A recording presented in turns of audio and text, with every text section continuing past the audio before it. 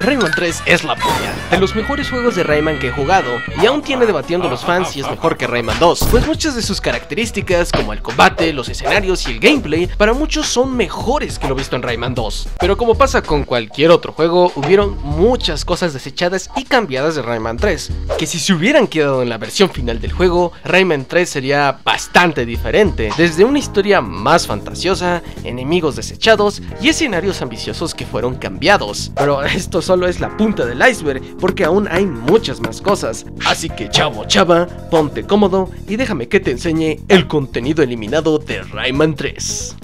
Rayman 2000 fue la primera chispa de Rayman 3. Manche Lancel quería un entorno urbano para el próximo juego de Rayman. Con esta idea en mente, quien Christophene, a petición de Manche Lancel, empezaría a crear y a dibujar un entorno urbano en donde una ciudad se sostenía sobre un árbol gigante. Por lo tanto, al mirar los alrededores, se veía la naturaleza extendiéndose, pero también se podía ver otras ciudades conectadas con otros árboles. Esta idea de ciudades sostenidas en un árbol no fue algo que vimos tal cual en Rayman 3, pero sí en la serie de Rayman, que al final la serie se iba a tratar de una precuela de Rayman 2, pero la serie no se llegó a completar. Aún así, podemos ver que Rayman 3 sí está lleno de naturaleza y entornos urbanos como Manche Lancel quería. Durante el desarrollo de Rayman 3, el equipo de Ubisoft Montpellier experimentó con un modo de juego en primera persona, al más estilo de un first person shooter. Según Olivier Daubin, programador principal del gameplay, la idea surgió debido a su gran afición por el clásico Half-Life, misma afición que compartía Jay Masoon. De hecho, este título les ayudó bastante para diseñar la IA del combate de los enemigos Hoplums. Lo más sorprendente de todo esto es que Olivier sí llegó a implementar el modo de juego en primera persona. Podíamos ver la perspectiva que tenía Rayman, podíamos disparar los puños con los gatillos del control, a lo más estilo de un Call of Duty. Lo más interesante es que la mayoría de los niveles eran jugables con este modo de juego. Lamentablemente, debido a la falta de tiempo para poder testear este modo de juego adecuadamente, se decidió descartarlo del producto final. En Rayman 3 avanzamos por pequeños niveles llenos de secretos y recompensas, donde al final se nos muestra nuestra puntuación, pero originalmente no era así. Benjamin Haddad, uno de los responsables del diseño, recuerda que el juego originalmente sufría de niveles excesivamente largos, lo que afectaba el ritmo y la diversión del plataformeo. Muchos niveles eran demasiado grandes, habíamos perdido el estilo que caracterizaba a Rayman. Para solucionarlo, el equipo decidió reducir o eliminar fases completas, dando paso a un diseño más ágil. Aquí es donde nacen los elementos clave, como los poderes temporales en las latas de los Hoplums o el sistema de puntuación. Un cambio bastante radical respecto a otros juegos de plataformas es que en Rayman 3 no existía el clásico Game Over por caer al vacío. Así que si no te fijabas que había un precipicio o calculabas un mal salto, no te tenías que preocupar por perder tu progreso, pues no ibas a morir. Los niveles fueron diseñados para que siempre haya una plataforma salvadora o un rebote o una forma de evitar el Game Over. Esto fue una decisión intencional, pues querían que el juego te incentivara a seguir avanzando y explorar sin frustración, pero al final se terminaría eliminando esto, pues el Game Over por caídas al vacío es parte de la esencia de los juegos plataformeros. En los primeros trailers y vistazos de Rayman 3 podíamos ver a un Rayman con el diseño de Rayman 2, y en la versión final, Rayman tuvo un rediseño radical, y sería el favorito de muchos fans. El rediseño de Rayman fue secreto, liderado por Stanislas Metra. El nuevo look era más adulto, con una silueta angulosa y cabello rasurado en los lados, a los R7. La capucha con cordones que a muchos fans conquistó fue idea de Aurlan, este güey. Se terminaría eliminando el paliacate de los juegos anteriores de Rayman, ya que se quería un Rayman más juvenil y no infantil. En pocas palabras, por temas de marketing y conectar con la moda edgy y irreverente de la época. Rayman 3 iba a tener una historia más oscura y con tonos más maduros, pero los guionistas sentían que un tono más maduro no era la clave. Si Rayman es tan querido, es en parte por su humor tonto, por lo tanto era necesario volver a un contenido absurdo y deliberadamente estúpido para recuperar la esencia de la saga. David Niss, el guionista del juego, tenía dificultades para encontrar el tono adecuado, ya que es muy distinto el humor francés que el americano. Pauline Jacquet dijo lo siguiente: se suponía que no debíamos apuntar a un público demasiado joven. En un momento le dije al guionista que tenía que dejar de complicarse la vida e hiciera algo que a él le diera gracia. Fue entonces que David propuso la idea de darle un nombre tonto al villano principal, y surgió André, y lo cambió todo. Así es como el equipo aprendió a pensar y liberó un montón de ideas locas, volviendo el tono más adulto y reverente. Ese humor casi irreverente era necesario. Tenía tenía que hacernos reír a nosotros mismos. Aún así nos preguntábamos si estamos yendo demasiado lejos, como los diminutos bajo el efecto de estupefacientes.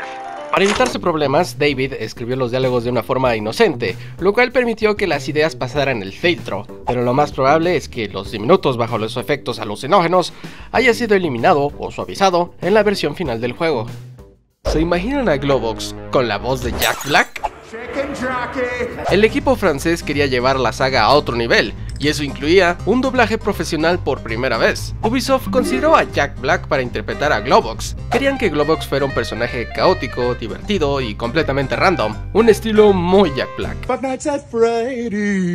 Lamentablemente, el doblaje completo solo se terminó en francés. La localización a otros idiomas no tuvo el mismo presupuesto ni el tiempo, así que tristemente la colaboración con Jack Black solo se quedaría como una gran idea. Íbamos a tener a Jack Black para Globox, pero claro, cuando solo se tiene tiempo para hacer una traducción y no una adaptación, no suena tan bien como el material original.